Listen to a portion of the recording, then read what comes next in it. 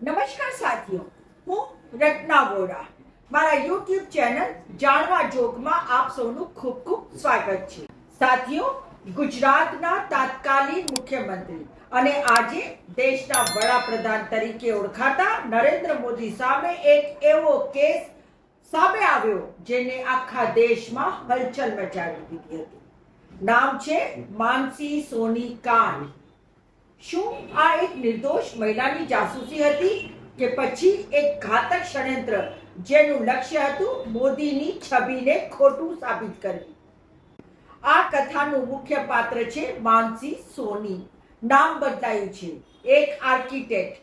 દાવો કરવામાં આવ્યો છે કે આઈએએસ ઓફિસર પ્રદીપ શર્માએ તેને નરેન્દ્ર મોદી સાથે મુલાકાત કરાવેલી. ત્યારબાદ પહેલા તો ઈમેલ ઉપર વાતચીત થતી, પછી નવા ઈમેલ એકાઉન્ટ ખોલાવવામાં આવ્યા અને પછી મોદી સાહેબે પર્સનલ નંબર આપ્યા અને પછી શરૂ થઈ તેમના બંને વચ્ચેની ફોન પર અંગત અને અંતરંગ વાતચીત. સવાર કેટલી ગુલાબી છે, ઠંડી કેટલી શરાબી છે, ભાવનગરી ગાંઠિયા ખાધા કે ના ખાધા, ચા પીધી કે ના પીધી. જી હા, આ બધી વાત પ્રદીપ શર્માએ પોતાના ઇન્ટરવ્યુમાં કહે. અહીંયા આપ જોઈ શકો છો કે प्रदीप शर्मा શું કહી રહ્યા છે. मैं दरम्यान शी वॉज शोइंग मी उनके एसएमएस बता रही थी कि देखो नरेंद्र मोदी कैसे लिख रहा है, देखो नरेंद्र मोदी कैसे लिख रहा है. तो वो एसएमएस पढ़ते पढ़ते इनफैक्ट मुझे तो ताज्जुब हुआ कि मुख्यमंत्री के पास ऐसे फालतू एसएमएस करने का भी टाइम हो सकता है. भावनगर का गांठिया खाया कि नहीं खाया, चा पी के नहीं पी, सुबह कितनी गुलाबी, ठंड कितनी शराबी, you know that kind of a thing random. और कुछ शायरिया बायरिया भी गुजराती में लिखी थी कि माँ बाप और भाइयों का भी सर्वेंट्स हो रहा था. अगर फादर ने चिट्ठी लिखी है कि मेरी बेटी के आप सर्वेंट्स कराइए, मुझे सिक्योरिटी चाहिए, तो उनकी क्यों सर्वेलेंस हो रही थी? इसके लिए मुझे लगता है ये लेटर इज आफ्टर थॉट. હવે મોટો ધડાકો તો 2013 માં થાય છે. 2013 માં કોબરા પોસ્ટ અને ગુલેલ દ્વારા ખુલાસો થયો કે ગૃહ રાજ્ય મંત્રી અમિત શાહ અને આઈપીએસ અધિકારી જીએસ સિંગલ વચ્ચે ફોન પર વાતચીત થઈ રહી હતી, જેમાં સ્પષ્ટ હતું કે માનસી અને તેના પરિવારની જાસૂસી કરાઈ રહી હતી. Phone call, location tracking, CCTV recording બધું જ રેકોર્ડિંગ થતું હતું અને જાસૂસી થઈ રહી હતી. ફક્ત માનસીની નહીં પરંતુ તેના પરિવારની પણ જાસૂસી થઈ રહી હતી. સાંભળો શું હતી આ વાતચીત અને આની સ્ક્રિપ્ટ પણ આપ વાંચી શકો છો.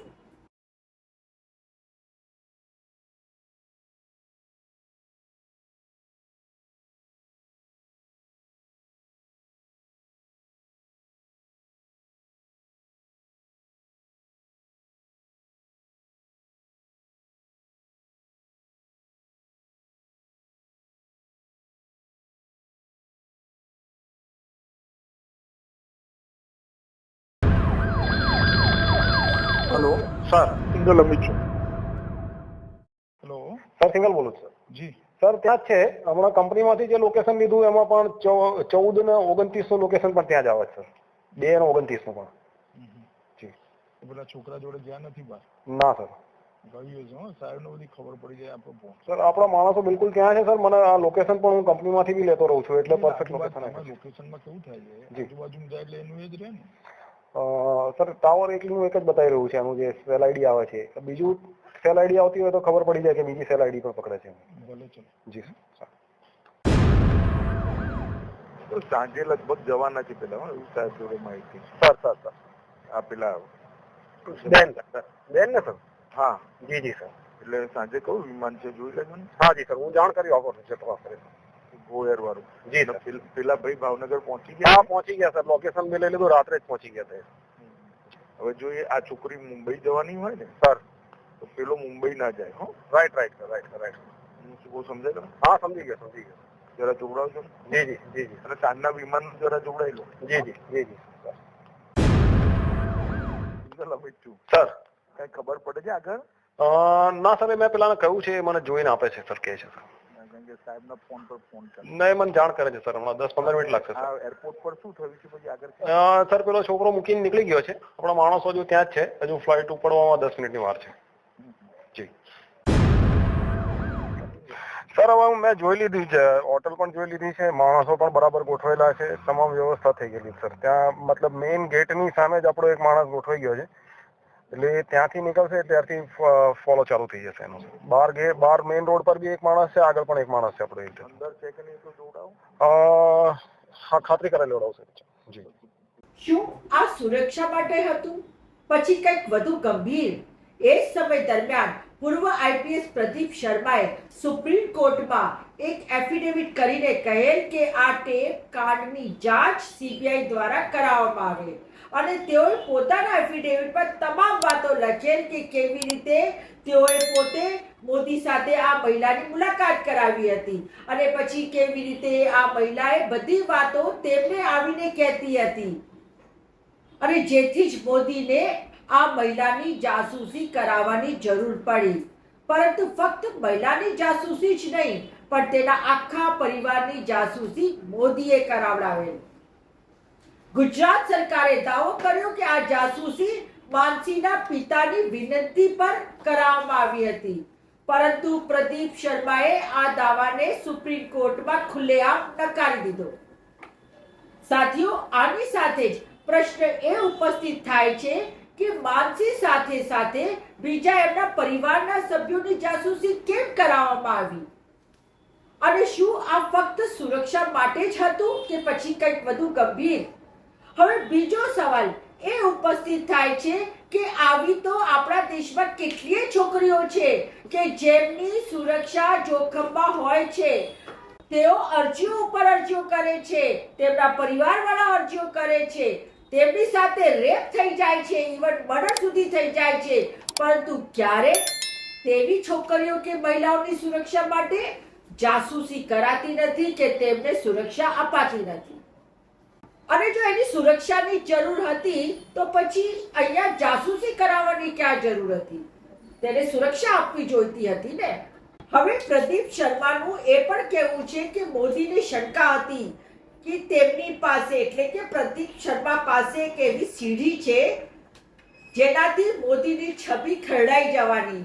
સાથે સાથે પ્રદીપ શર્માએ એ પણ કહ્યું કે જે ચોર કી દાઢી મેં તિનકા, એવી જ રીતે મોદી સાહેબની દાઢીમાં પણ તિનકા, અને એટલે જ તેમની સામે ખોટા કેસો કર્યા. સાથીઓ, આવી પણ વાતો સામે આવી રહી છે કે માનસી સોની અમેરિકામાં છુપાઈ ગઈ છે. શું તેણે પોતે દેશ છોડ્યો કે પછી તેને બળજબરીથી બહાર ધકેલી દેવામાં આવી છે? ક્યાં છે આજે માનસી? શું કોઈ રાજકીય તાકાતો તેને મૌન રાખી રહી છે? સાથીઓ, હવે ખૂબ જ અગત્યનો સવાલ એ પણ અહીંયા ઉપસ્થિત થાય છે કે આખરે આટલા વર્ષો જૂની વાતને લઈને હું આ વિડીયો કેમ બનાવી રહી છું? તો તેની પાછળ પણ એક કારણ છે. સાથીઓ, સુબ્રમણ્યમ સ્વામી કે જેઓ ભાજપના વરિષ્ઠ નેતા છે, પૂર્વ રાજ્યસભાના સાંસદ છે, સંઘ સાથે તેઓ ખૂબ સારા સંબંધો ધરાવે છે. તેઓના અમુક વિડીયો આજકાલ સોશિયલ મીડિયા પર ખૂબ વાયરલ થઈ રહ્યા છે. જુઓ શું કહે છે સુબ્રમણ્યમ સ્વામી नरेंद्र मोदी विषय आ महिलानी बाबतમાં. फिर ये लड़की को कैदी बनाकर रखना, चेन लगा करके, मानसी सोनी, उसका नाम सुना है? नहीं सुना. वो अभी छिपी हुई है अमेरिका में. हाँ, तो ये सारी चीज़ पता लगने में. और फिर इसकी व्यवहार जब ये चाइना गया था, इसके व्यवहार जब ये रशिया गया था, उसका विवरण नहीं दूंगा परंतु आप समझ लेंगे कि જોયું આપે આ વિડિયો? સુબ્રમણ્યમ સ્વામી કઈ રીતે નરેન્દ્ર મોદીને સંબોધીને કેવી કેવી વાતો કરી રહ્યા છે.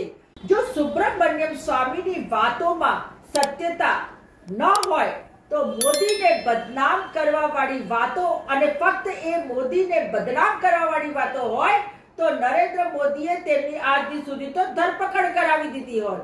આખા દેશમાંથી સેંકડો એફઆઈઆર થઈ ગઈ હોત. પરંતુ સરકાર ચૂપ છે, અમિત શાહ ચૂપ છે, નરેન્દ્ર મોદી ચૂપ છે. અને આ ચૂપ્પીઓ ઘણું બધું કહી જાય છે. ન કહેવા વાળી વાતો પણ સમજવા વાળા સમજી ગયા છે. તો સાથીઓ, માનસી સોની કાંડ આજે પણ એક રહસ્ય છે. શું આ એક રાજકીય ષડયંત્ર હતું કે સાચી ઘટનાઓ?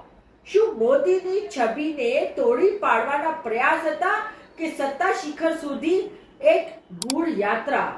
શું મોદી વિશે આટલા વર્ષો પછી આવી વાતો કહેવા પાછળ સુબ્રમણ્યમ સ્વામીને પણ કોઈ મોટું પીઠબળ પૂરું પાડી રહ્યું છે કે કોઈક એવી મોટી તાકાત સુબ્રમણ્યમ સ્વામીની પાછળ છે કે જેની સામે મોદી પણ વામણા થઈ ગયા છે? જે મોદી બધાની ફાઇલો દબાવીને બેઠા હોય છે ને, તેમજ મોદીની ફાઇલો પણ કોઈએ દબાવી રાખવી છે. સાથીઓ, તમારું શું માનવું છે? કમેન્ટમાં જરૂર જણાવો.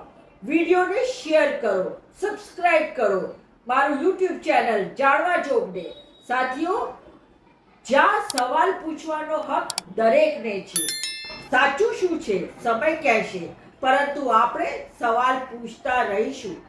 ફરી મળીશ એક નવી વાત સાથે, એક નવા વિચાર સાથે. આજ સાથે આપ મને ઇન્સ્ટા, ફેસબુક અને એક્સ ઉપર પણ ફોલો કરી શકો છો. નમસ્કાર.